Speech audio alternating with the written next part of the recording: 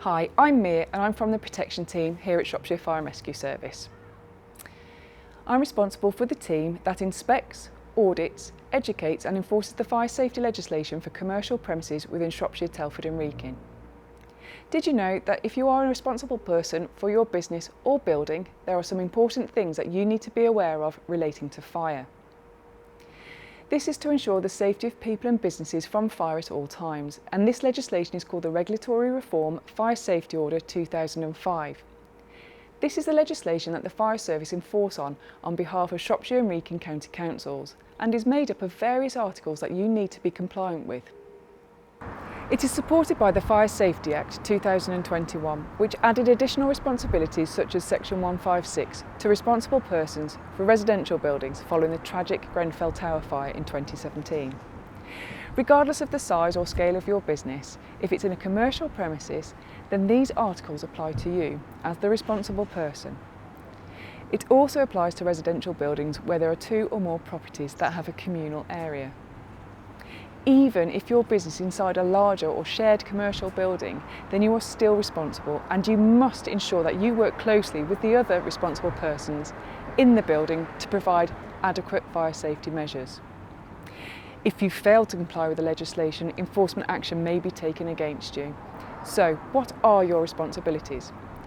You are the responsible person if you fall under any of these definitions under the Fire Safety Order. In relation to a workplace, the employer, if the workplace is to any extent under his control.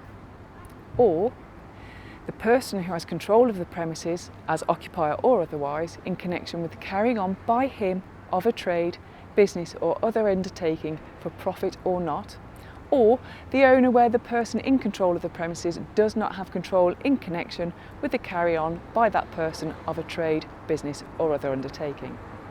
This means that you are responsible for the fire safety of those that will be expected to use the building, such as employees, contractors, customers and any other person lawfully on your premises.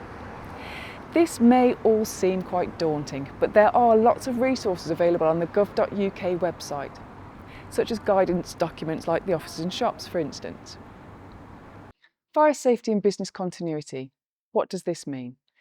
Being well prepared and organised in preventing fires in your business will support you with business continuity, preventing loss of revenue, customer base and aiding in a quicker recovery should anything happen.